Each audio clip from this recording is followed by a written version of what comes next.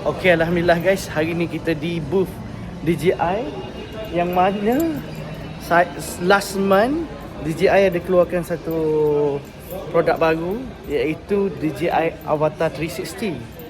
This one. Lepas tu kita dah tanya dah bulan lepas, stok habis. Dan bulan ni pun saya tanya di Shenzhen habis, di Guangzhou habis.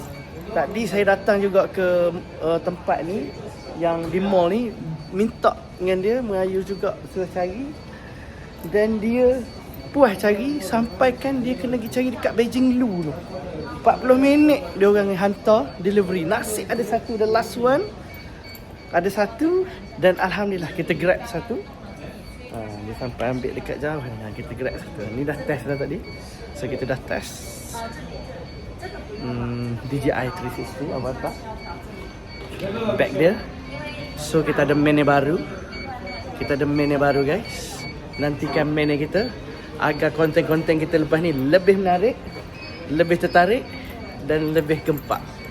Ada satu dia offer kat saya tadi tapi saya berkenan juga.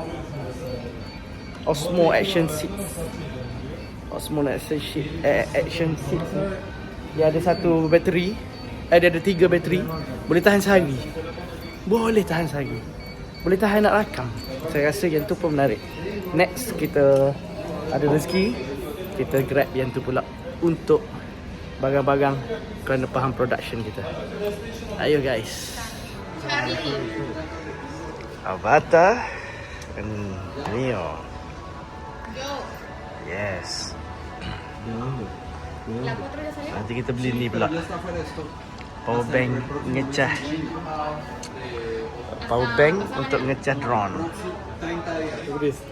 Okay. Yeah. Oh. Alright. Okay. Okay. Okay. Open.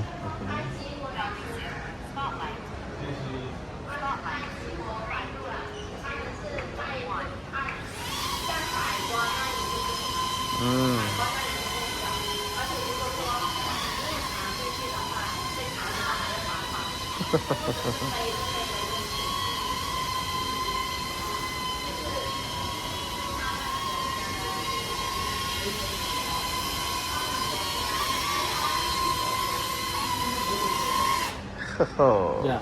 Good. Good.